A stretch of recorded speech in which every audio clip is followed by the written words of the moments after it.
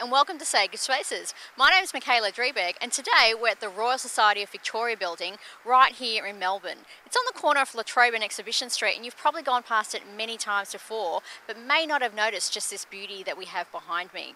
We also have Bob Barber and Michael Tracy from Ability Building Colours that are with us today, and they're going to tell us a little bit about this exterior. Welcome, gentlemen. Thank you. So Michael, you in particular were involved with the liaison and the partnerships in terms of the restoration of the building that happened in 2009. So tell me a little bit about what your involvement was with that. Okay, well my involvement was making a choice of what the product would be suitable, explaining that why the product would be suitable, being able to select the colours that the client, in this case the Royal Society of Victoria, wanted. The original colour was a grey, and they definitely didn't want to keep that colour. So that they've worked out a two-tone scheme now of canvas and almond on the exterior. And so canvas and almond, they didn't just pluck these colours out of nowhere. They're based on significant heritage value, aren't they? They've tried to base it on the original colours of the original lime wash that the building would have been painted in 1859. Excellent. And so this paint is actually quite special and something, Bob, that you were involved with inventing. So can you tell us a little bit more about what makes this paint so significant? Well, it's a very durable material. It can be used on vertical situations and on horizontal pavements. You could really drive a small tank over it and it won't wear away. We give a guarantee of 25 years on vertical situations, on walls and so on, and 15 years on pavements. And the need for this special sort of product was particularly significant because of the restoration of a building that was here from 1859, and this is something that you specialise in, is that correct? Well, Duro paint stipple, which is the product on here. There are two other Duro paints, Duro paint matte, which is almost smooth, and Duro paint low sheen, which is smooth. This particular Duro paint stipple is a product that doesn't look artificial in terms of the plastic look. It's very good for old restoration of wonderful buildings. And Michael, you mentioned that there were several partners involved with this as such, and I'm tipping that you weren't the ones that painted the building. So can you tell us a little bit more about the painters that were involved? Yeah. No, it was Ramiro Painting, and I worked with Frank Ramiro, and he was working very closely with the Royal Society for the choice of the colours, so he would apply samples. He did all the preparation work. There was a lot of preparation work involved to get the building ready to put a new coating on, and a lot of fixing. And when I'm looking at it 6 years down the track, I'm thinking it's really standing up really well, considering that the state of the building before it was actually the Duro paint was put on. And not to mention the delightful Melbourne weather that we have. That's correct. It's beautiful today. It is a winter's morning. Right, well, I'm going to go have a chat with Mike, and I'll see you guys a little bit later. Thank you. Thanks. See ya.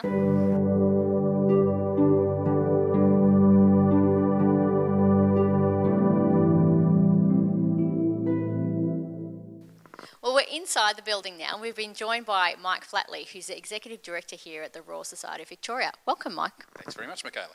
So we're inside the building, and this is the main entrance, and it's known as... It's the Royal Society of Victoria Hall. Does it have a funky acronym? RSV Hall. Nice, I like it. Now, I was chatting with some colleagues before about the exterior of the building and how the building was originally built in 1859 by quite a significant builder and also an architect as well. So can you tell us a little bit more about that? And I can tell you about the architect in particular. It's a very well-known colonial architect known as Joseph Reed. Is renowned for having constructed some of the most significant colonial buildings for the new city of Melbourne. And it reflects, I guess, the status of the Royal Society as one of the organs of civilization that Victorians and the Victorian era in the colony of Victoria, they were all about that. So they started a university, and Joseph Reed was all over that. In fact, the last building I worked in was another Joseph Reed building at the University of Melbourne, the Gatekeeper's Cottage. And this here is the Royal Society was also considered by mostly English people who had come to colonise Victoria as an essential component of a civilization. So we're proponents of science and rationality and progress. This is where it all happened. And it was kind of like the Department of Science for the colony of Victoria at the time. It advised the government on how to lay down the municipal water system, sewerage system, and famously commissioned the Burke Wills expedition as well to see find the route to the northern coast through the interior of Australia. Hence the significance of the room that we'll go have a look at a little bit later as well. Yeah, indeed. We can go and have a look now if you like. Well, actually, I wanted to ask you one more question.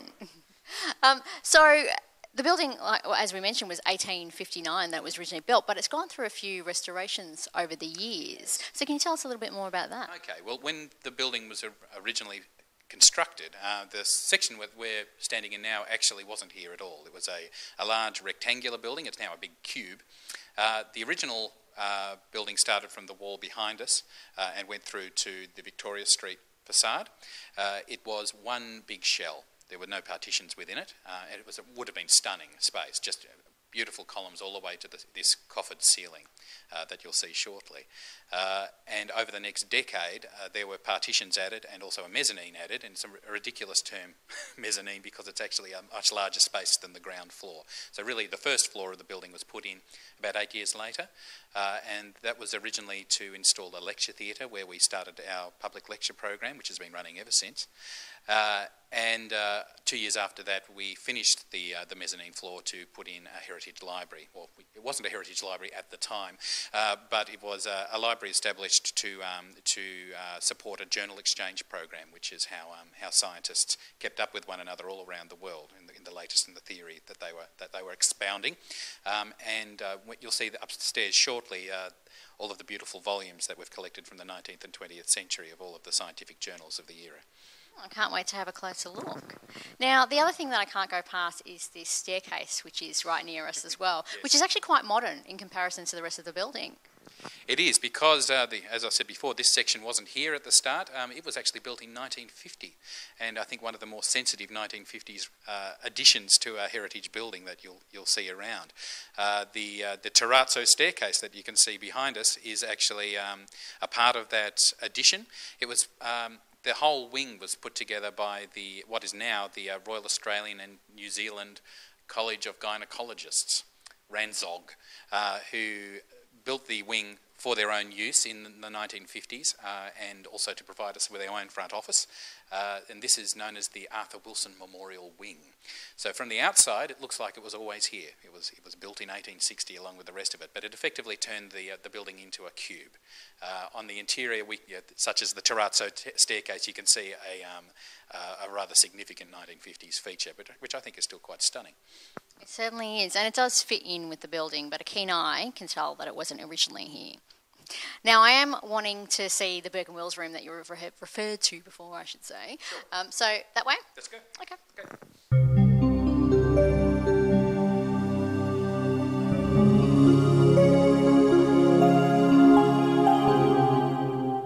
Wow, this is impressive. It's a nice room, isn't it?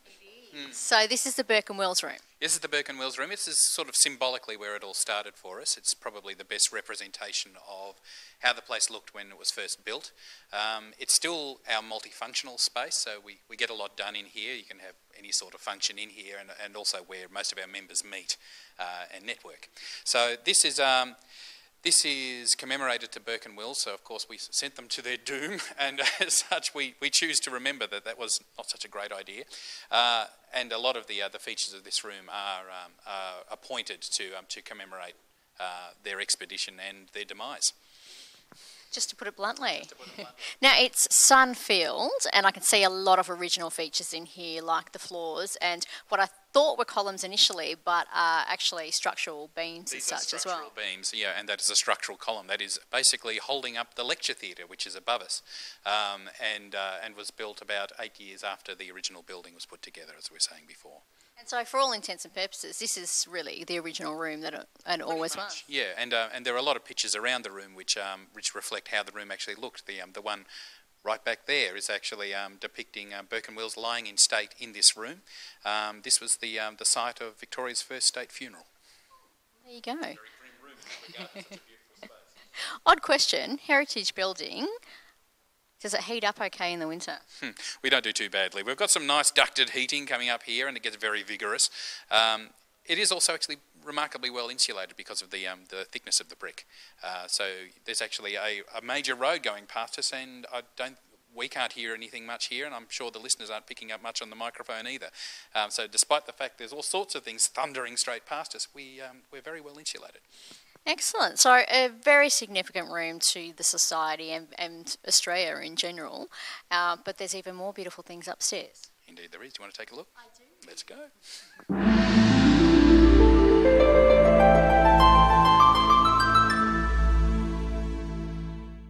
Wow. So this is the lecture theatre you were telling me about. Isn't it beautiful? It is. It's stunning, and on so many levels. So it's stunning to look at, but it's also extremely significant. So one of the first raked lecture theatres in the southern here? Raking. It's before this was built, most raked lecture theatres were used in university situations for the teaching of anatomy, so that students could see what was going on down there. And this is the first public lecture theatre in the southern hemisphere that allowed everyone to see the presenter for a start, and presumably whatever notes or images he or she was trying to put up. That makes so much more sense now when you think about the visual and what you were actually seeing down there. I think we take it for granted now when we see it in a lecture theatre or cinema or whatever it might be. Yeah, not unlike the rest of science. There's so much science all around us, and we don't see it anymore. A lot of the theory of the 19th century actually gave way to the technological advances of the 20th and 21st, including mobile phones. The theory of electromagnetism was in some of the books next door in the library, which I'll show you shortly. But anyway, to get onto this room, the features of it are a coffered ceiling. That means everything's kind of embedded in the ceiling. It sinks into itself, including the cornices. And what I'm told are Corinthian pilasters. You took the words out of my mouth. I was going to ask you about them. So Corinthian pilasters. Corinthian pilasters. A pilaster is a column, but a column that's embedded in the wall. So basically the columns are there, and then there's infill bricks in between the columns. So they sort of just stick out a little bit without taking up too much room. And you already mentioned the cornices, but they are incredible. They're very ornate, aren't they? And the builder, I think, was David Mitchell. I should have mentioned him earlier. He's Dame Nellie Melba's dad. Built the place. And when the hall was originally put together, as we were saying before, it was a big shell. This was the ceiling that you would see from right down below. So these columns, these Corinthian pilasters, would come all the way up to the ceiling here, right from the ground floor. So it would have been a stunning space to stand in. So hang on a second. So you're saying the floor that we're standing on right now wasn't here? That's right. I did mention it before, but we have originally this room was a part of the entire hall. So this beautiful ceiling and pilasters that you're seeing all around us extended right from the ground floor up to the top. It would have been a stunning experience to stand in it. But then, of course, after about 8 years, we needed a place to have offices, just so people could meet, at the same time as having a meeting space for people to know more about emerging science, because the 19th century was a remarkable time for science. A lot of stuff was coming out, and a lot of people were very excited about it. It was a very common cultural experience to engage with the sciences. So this was a very well-frequented lecture theatre back in around about 1868 when it got started. And it's still used today? It is still used today. We have meetings twice a month, public lectures available to anyone to see the latest in breaking science. So this part was built first, and then we extended the floor all the way across to the other side of the building where we built our library. Which is just next door. Let's have a look.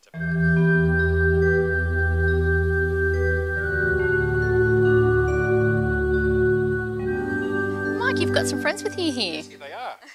So we've been joined by Michael and Bob again, so welcome back, guys. We're in a very significant room. So this is the library that we refer to, and why do you think it's so special? Well, for one, it's beautiful.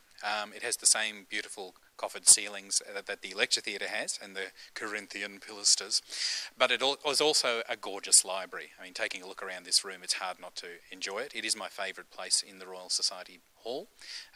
It also contains all of that knowledge of the 19th and early 20th century, the exchange of ideas and theory between scientists all over the world. And these are scientific journals from across the globe. There are first editions of some of the most significant journals which are still continuing today.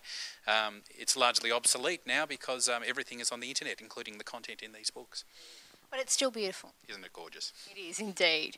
Now, I'm glad you said what your favourite space was within here, because I wanted to ask Michael and Bob that as well. So the show is Sacred Spaces. If you could choose one element or one particular piece of this building that you loved, what would you say, Michael? I'd say that the door, the steps and the door are quite spectacular. The light above the door, it just is a totally different type of entrance to what any other building It certainly is gorgeous. And how about yourself, Bob? I'm with Mike. I like this room because it was probably the avenue where many men of science postulated their ideas. Oh, sorry. I'm actually glad you mentioned that, men of science, because one thing that we didn't mention when we were chatting before is the hallway and how it's lined with all past presidents and men of significance in science, but there's one woman. That's right. Our immediate past president is the only woman who's been the president of the Royal Society in all these years, which is, I think, a statement on the status of women in science, which is something we're desperately trying to address across the sciences at the moment, and certainly at the Royal Society. But there's certainly plenty of opportunity for women to step forward now. Excellent. So, I mean, it's a beautiful building. It's rich in history, in heritage value, but the significance of science in Victoria and the world in general. So it's been an honour to get to see the inside of a building that I've walked past many, many times and get to know a little bit more about it. So thank you all for your contribution to the building, but for sharing your insights as well. Thanks, Michaela. Thank you for yours. My name's Michaela Dreberg. You've been watching Sacred Spaces, and we'll see you next time.